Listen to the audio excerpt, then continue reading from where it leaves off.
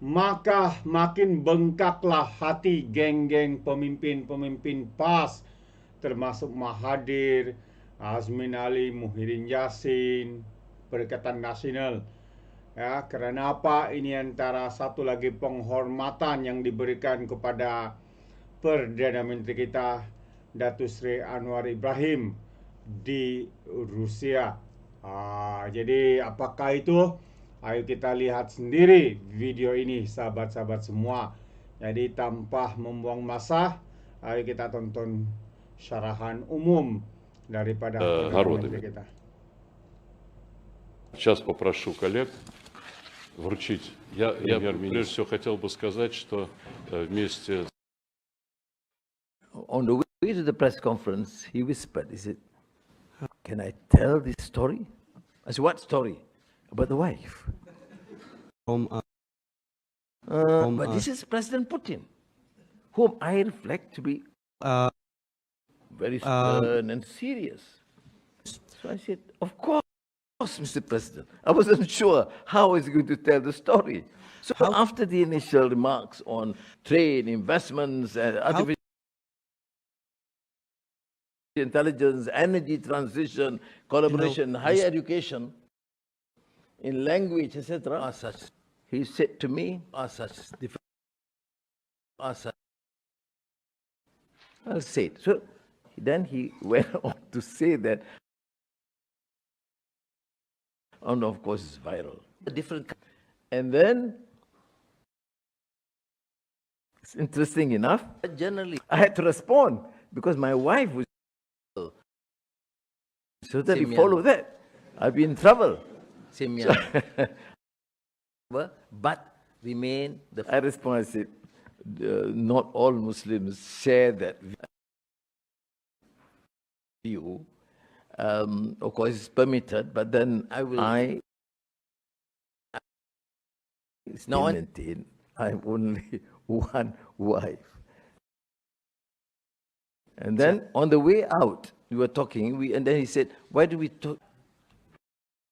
take a photograph in front of the throne?" So we did.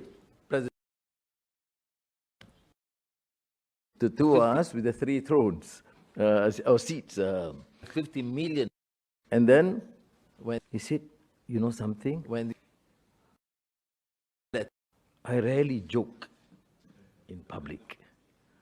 I said, "Well, that shows the human side of Putin." And I'm sure we rejoice with that. And I feel, of course,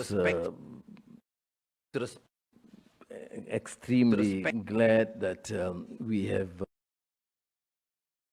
been very engaging and trusting, and feel that we can be two great friends. So I think it augurs well for the Russian Federation, Malaysia, and of course I will share this with my colleagues in ASEAN. But our discussions will relate to what Dr. Tukunov mentioned, to enhance our bilateral relations, also to focus on the young, exchange of students, of professors, of researchers, and then to get students here and Russian students also in Malaysia. We have now close to 400 Russian students in Malaysia. There's of course 700 Malaysian students here, and many of my colleagues from ASEAN countries have also sent and continue to do so. And thank you very much for having the Bahasa Malaysia or Malay language. Now, instructions here in this Megemo. And as you know, at the University of Malaya, we also have Russian language and inclusive thrust.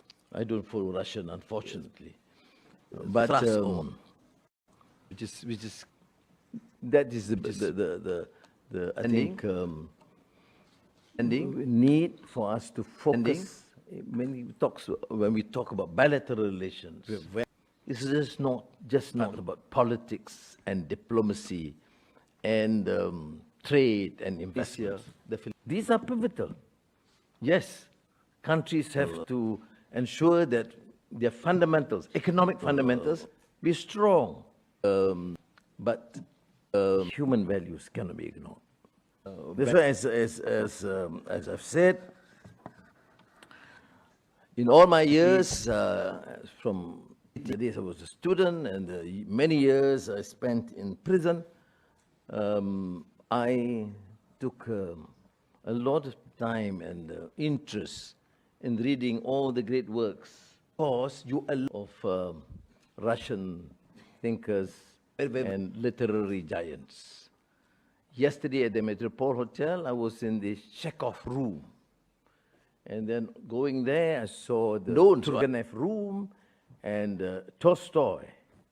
For the information of Rector, I must say that we have also encouraged our translation bureau to translate some of these great works.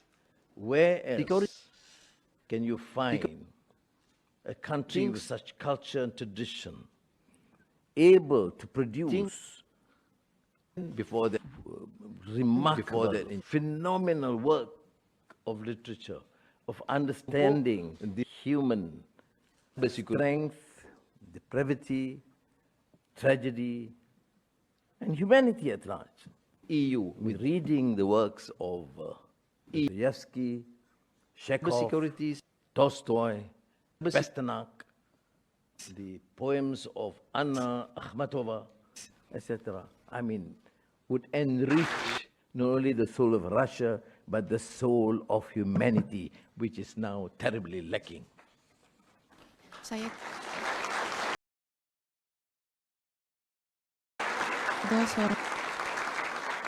juga. And this is consistent what we talked about polylogue among civilizations. How do you serve the world without any attempt to understand one another, of thinking that you represent the best, and therefore tend to be condescending towards the rest? So, polylogue among civilizations is not about erasing other cultures or distinctions. It's about recognizing the strength of one another.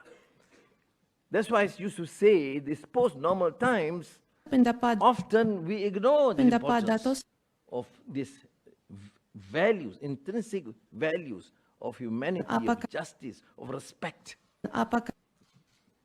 Even how we look at the issues in the world today. Malaysia. You find, for example, utter devastation of Gaza. My question is, with hardly any effort to redeem You're the very- problems. And you can see, for example, the debate when you talk about how do you deal with Ukraine and you deal with Gaza. similarity, You see, this contradiction is Similarity. unacceptable. similarity. That is why it's in my Yes. remarks, I say, how is it that 2 killed in Ukraine is a disaster and 40,000 killed in Gaza is a mistake? Literary work. So this contradiction must end. I told President Putin that we look forward to this success of the negotiations taking place in Istanbul. The human heart and we support all efforts, initiative to resolve this and peacefully. No country should be used to crafted support design of others. We have to have the patience to deal with it. With President Putin, I even embarked on a very sensitive subject. The shooting of MH17, the Malaysian plane that caused 43 deaths of Malaysians. I mean, people would say, unless you are a true friend, you can't discuss this. And I raised this question as a true friend. I said, how do I respond to this ICAO UN report? And mind you, President Putin shows so much, a great concern of this tragedy. And told me in very clear terms, we should get the bottom of it. And some international effort to resolve this must be done professionally, scientifically. I mean, and of course I would accept that. Fact. That is a precondition. Fact. But to my mind, for, I mean, a small emerging country in economy like Malaysia, why do I get this courage to ask President Putin? Because I trust him as a friend. And his response was, to me, extremely helpful. He says, no question, it's a major tragedy. There's no question that we will get to the bottom of the Western canon. All the cooperation possible to find out the truth behind this tragedy. Now, but of course you must have credible institutions. But we, independent, professional institutions. And it is very complex because countries sometimes expect us to be hard and divisive.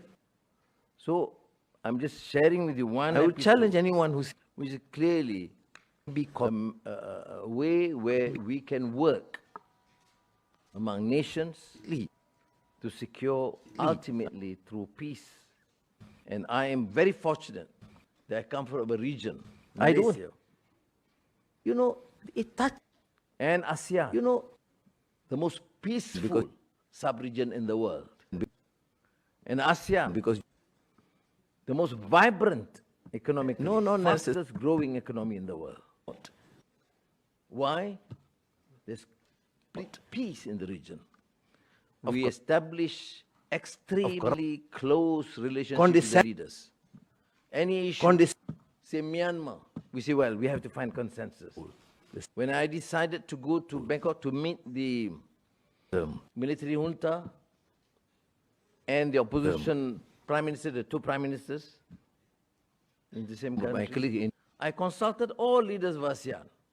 Can I do that? Because there was a terrible earthquake that they need to have a ceasefire. To Kazan we need this to evening have, humanitarian efforts. And without exception, all of them, Singapore, Philippines, Brunei, Indonesia, Vietnam, Laos, Cambodia, Thailand, all said, please proceed. And after that, I immediately called them to tell them about the level of success and engagement that we have. So I'm not saying that this is due to one country or Malaysia, no. But because of this trust and comradeship and engagement between the leaders of ASEAN. And I'm very fortunate to be given that trust to coordinate the efforts. So, you remember in Fathers and Sons by Turgenev. We sit in the mud, my friend, and reach the stars. 6 months quote. Thank you. This captures the human condition, grounded in struggle. We sit in the mud, yet reaching with ideals something higher. This is the brutal reality of the world. So regarding BRICS, but also, more importantly, an enduring promise. Participation in, and because we're living in so much tensions and distrust, Kazan, in which, despite the so-called initial post-war, post-Cold War, initial security understandings, we still have a problem. Now let's take the great Dostoevsky joint break in Crime and Punishment. Does Malaysia the Russians? Does Malaysia all is in a man's hands, and he lets it all slip from cowardice. That's an axiom. And it would be interesting to know what it is men are most afraid of. Taking a new step. All right. Uttering a new word. A new word is what they fear most. So do not fear innovation. Of course, creativity and the preparedness to state what is right, what is just, what is honorable. Now, in the past, I state this because we are in a geopolitical flux that casts a shadow not only on security issues, but on trade and economic cooperation.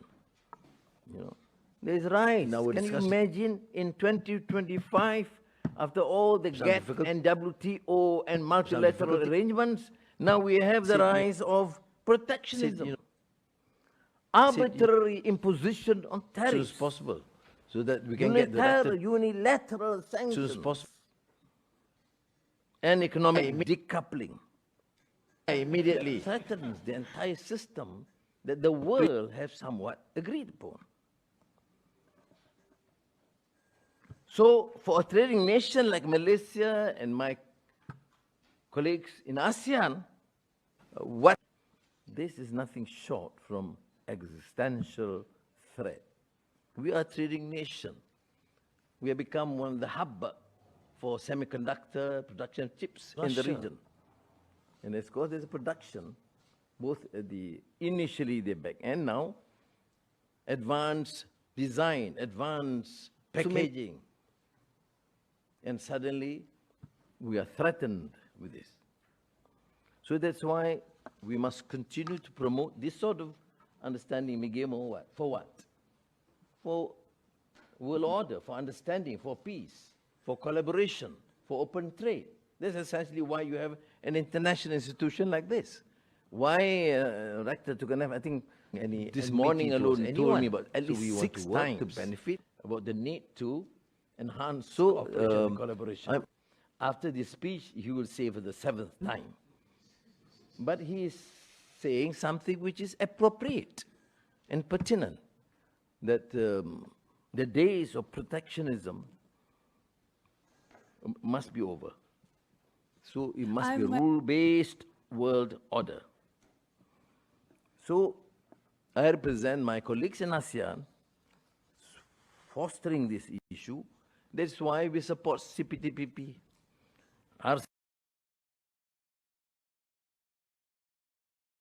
Thank you. Now, Russia accept, and now with Russian support, mind you, the country that proposed Malaysia's entry as a partner in BRICS was Russian Federation.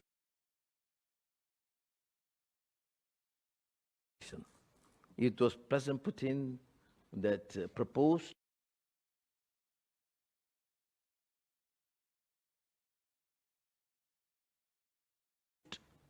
in last year's meeting, and of course supported by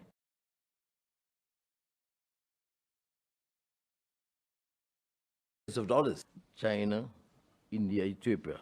We are very fortunate. Islamic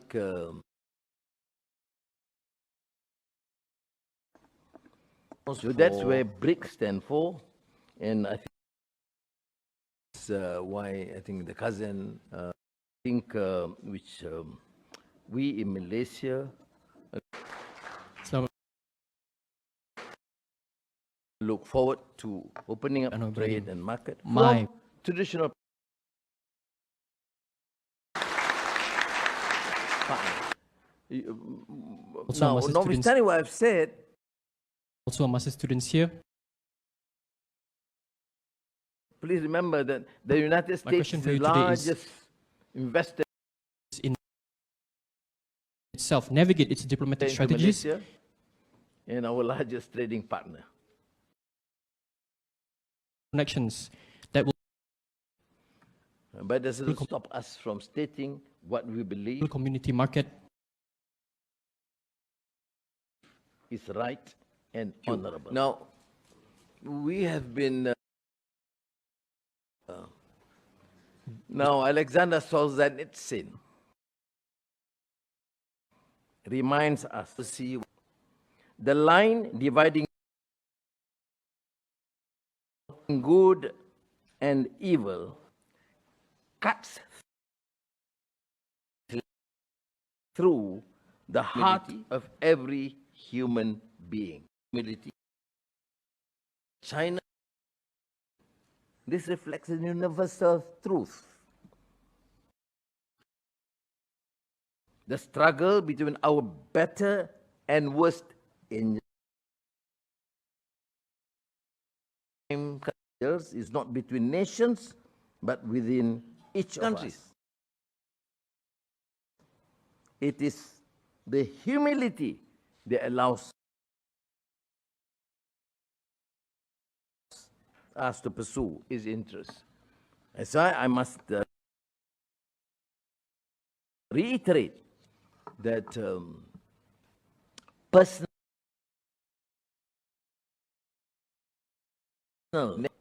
sense and feeling of satisfaction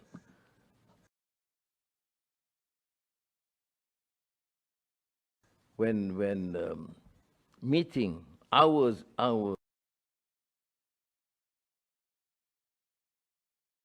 long hours yesterday with President Putin.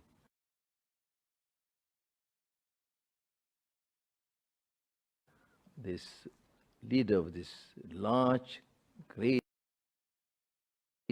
country would engage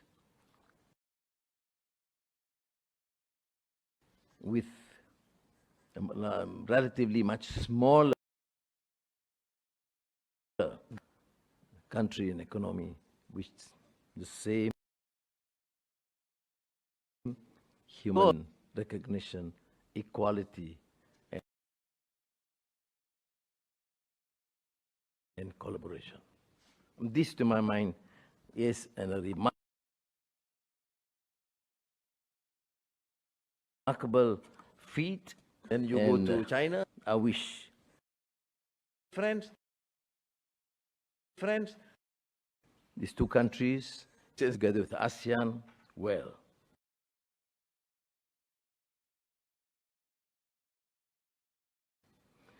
But we must not be tempted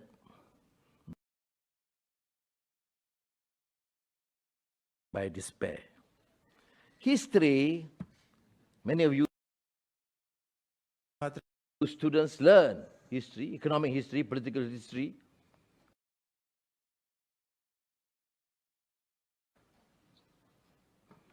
They are not moved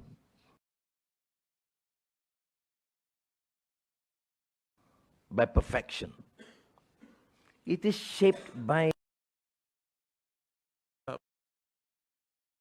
perseverance and resilience.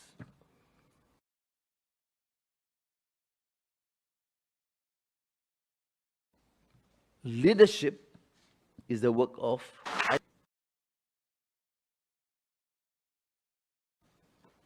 patient conviction to the struggle forward when the path is uncertain,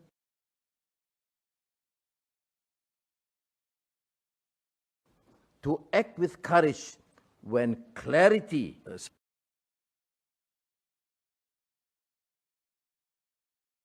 that is elusive, and to hold fast to hope when it feels most fragile. That is the task before us. Thank you.